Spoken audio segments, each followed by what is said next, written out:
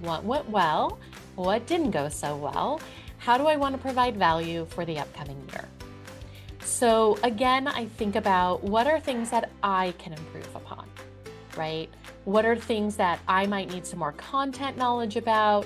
What are some leadership things that I need to be working on? And then I think about my team. What are some things that our team can improve upon? And what are some things I want to work together with either different team members individually or as a group? Hello, everyone. Jenny Ponzuric here, and welcome to another episode of the Prepared School Psych podcast. Today, I want to talk about reflection for previous school years and preparing for the upcoming school year. If you've been listening to me, if you've been to my trainings, if you're part of my memberships, you guys know I love to reflect and I love to categorize things. So let's talk about some numbers. School psychs typically count the number of assessments that they completed during a school year, and many of them will look for patterns. How many students were eligible? Where did the referrals come from? What percentage were from parent referrals versus other referrals? School psychologists might think about how many hours they spent in counseling. Now, many of the aspects of the job as a school psychologist are difficult to quantify, such as the impact of our consultation, the impact of the direct support that you all provide to families and students. So I thought I would share a couple of numbers with all of you. These are some numbers for me. During the 2023-24 school year, if I counted correctly, I provided 70 trainings during the school year. 70. Now, some of those were in person and some were virtual. I went through my data, and my two highest months were actually February and March. And that was surprising to me because that's a different trend than I've seen in comparison to other years, where typically August and January are typically the busiest for me. Now, when I reflect back on the trainings, the 70 trainings I got to do, I got to talk a lot about some of my favorite topics. Many of you know I love talking about learning disabilities. I love talking about dyslexia and report writing. But I also took on some topics that I hadn't spoken about before. And I really enjoyed that ability to stretch and get out of my comfort zone a bit. Many of you listening who have participated in either the Prepared School Psych community or are part of my PSW monthly group, you guys know that I offer regular office hours each month where I'm available via Zoom to answer school psych related questions. So I did some calculation, and again, if my math is correct, I have spent somewhere around 50 hours during the school year over Zoom, just in office hours with those two memberships, which is one of my favorite ways to support the communities. Now, lastly, I wanted to give a shout out to my podcast team. Thank you to Jessie, who asked me in late 2023 if I was interested in starting a podcast. And I'm not quite sure if she actually thought I would say yes. After thinking about it for about 2 weeks, her and her team helped me get this podcast up and running in a very short amount of time. And from our launch on my birthday in January to the end of June 2024, I think we're going to put out about 33 episodes, which is amazing. Thank you to all of my guests so far. And if you have a topic you are interested in me talking about, head over to my website and let me know on my podcast page. Now, I also like to reflect on what is going well and what areas need some improvement for next year. School psychs typically think of how well their teams are working collaboratively together and how well IEP meetings are going. Many of you know I have a team that I work with as well, and during the 2023-24 school year, I did have some new positions created on my team. We've been working hard to support one another and provide really great customer service to everyone who interacts through the website, the membership site, and all the emails that we send out. So I am truly very thankful for the group of people that I get to work with. Now, I'm going to be taking a couple days off here soon and doing some planning for the upcoming school year. And I thought I would share some of the things that I'm going to be considering during this time. And again, it goes back to the same kind of question. What went well? What didn't go so well? How do I want to provide value for the upcoming year? So, again, I think about what are things that I can improve upon, right? What are things that I might need some more content knowledge about? What are some leadership things that I need to be working on? And then I think about my team. What are some things that our team can improve upon? And what are some things I want to work together with either different team members individually or as a group? I also get to consult with a lot of different school districts, some more than others.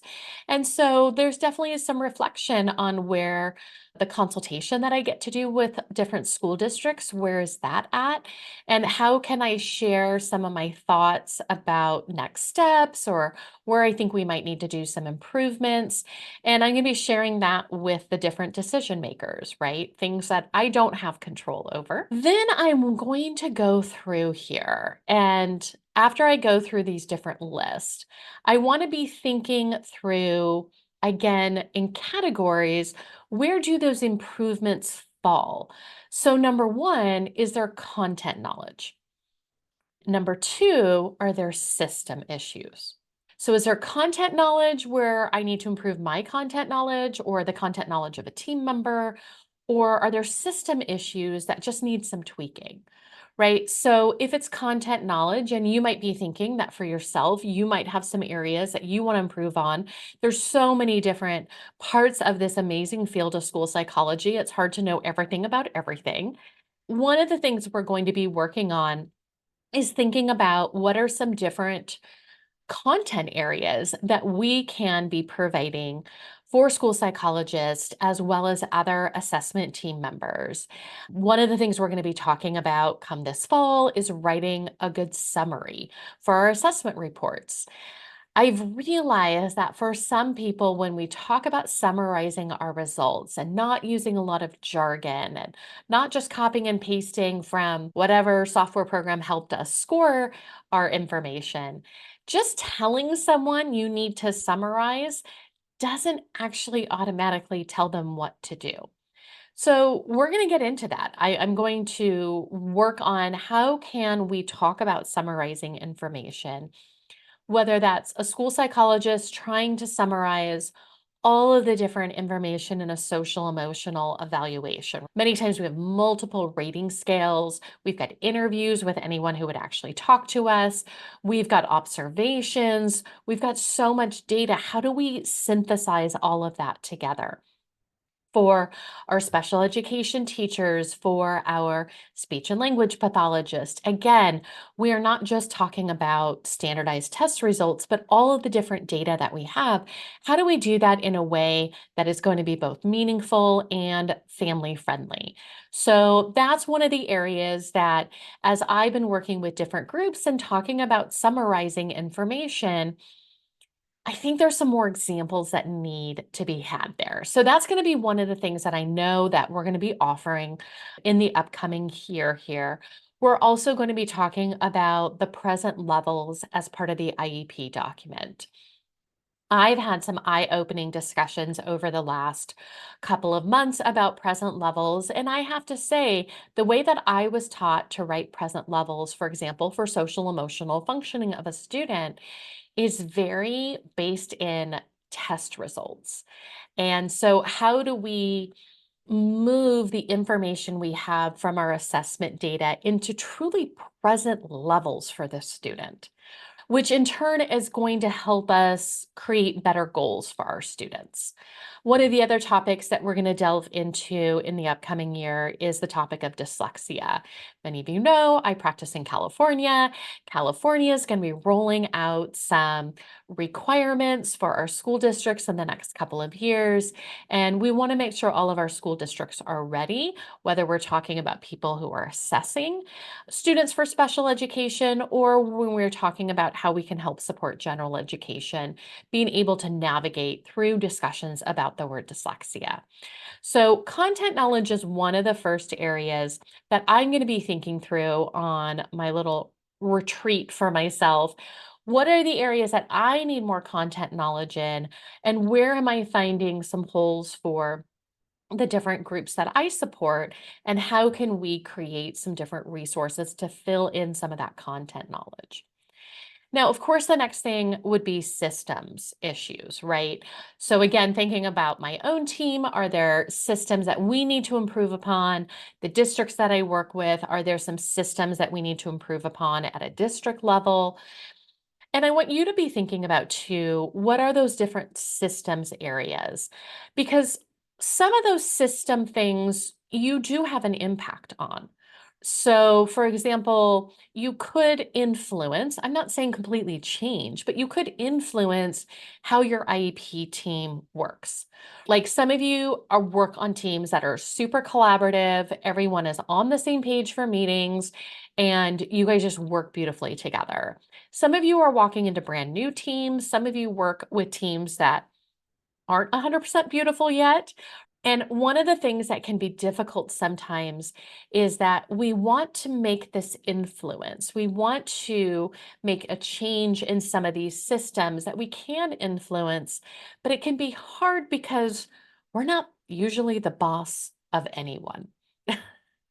So, how do I talk about this? How do I talk about improving systems when I'm not the boss of people, right?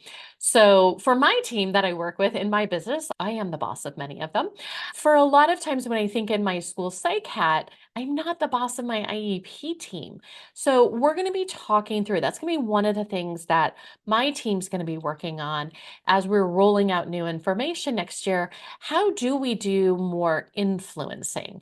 How do we take on leadership roles that we might not be comfortable with? And it's not an official leadership role. One of the other things could be that the system issue isn't really like a content knowledge or a collaboration piece. Sometimes it's just we don't have good organization skills. We're not prioritizing the right things. We're not getting our things done on time. It's almost like we need to work on our own executive functioning skills. So that's something else that we're going to be working on and rolling out next year as well. How can we provide support if you yourself struggle with some executive functioning skills? And how do you help support your other team members?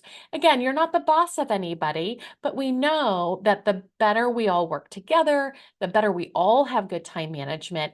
It just helps the whole system. We spend so much time, so much energy in our jobs, in our professions. We all share this passion to help our students. And when we have some different people that we work with that are just struggling with aspects that we know that at the end, if we just worked on some of these skills here, we can improve the whole system here. So that's one of the things we're going to be talking about. So I encourage all of you listening to do some reflection if you've not already done so. What went really well last year? What are areas that need to improve upon? What are things you want to work on for yourself? What are things that you think your team needs to improve upon? What are some school level, some site level, or some district level things that you think need some improvement that maybe you don't have any control over? But again, you might be able to share some data with those that are decision makers in your district. Now, as you can tell, we've got a lot of things already swirling around in our brains, myself and my team, about things that we want to be able to provide for school psychologists and other assessment team members as we are coming into the 24-25 school year. So make sure you are on my newsletter list because that's how we share a lot of our information. If you're not yet on my newsletter, head over to my website, jennyponzuric.com. There's going to be a link right in the show notes directly to be able to sign up for the newsletter.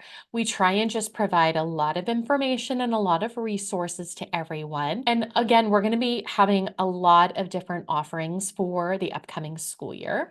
And if you want to be on the first to know about it, definitely get on the newsletter list. But I also would just want to acknowledge that some of you already get way too much email. And if that's not the best way to connect with you, I encourage you, if you don't already do so, to follow me on socials. I'm on Facebook, Instagram, and LinkedIn, all just at Jenny Ponzuric. Again, all those links will be in the show notes because we share information about all of our offerings that way as well. And I want to respect the fact that your email inbox is sometimes way overloaded there. So I hope this reflection episode was helpful for you. As always, if you have a specific topic as you're reflecting, if there's some specific topics that you would like us to delve into within the podcast, head over to my website, jennyponzuric.com/podcast, and there's a place for you to give us some feedback. We'd be happy to find some different people that we can interview to provide that information that you need to feel as prepared as possible. So this concludes another episode of the Prepared School Psych podcast. Maintaining a state of preparedness and a commitment to ongoing professional development, as we know, are key to excellence in our field. Stay tuned for future episodes and remember to subscribe for valuable insights delivered directly to you. Until next time. That concludes another episode of the Prepared School Psych podcast. And I hope today's discussion equipped you not just with knowledge, but also the confidence to take action. Remember, every conversation we have and every resource we share builds a bridge towards a more inclusive and empowering learning landscape for our students. If you enjoyed this episode, be sure to subscribe to the podcast for more insightful conversations and resources to support your journey.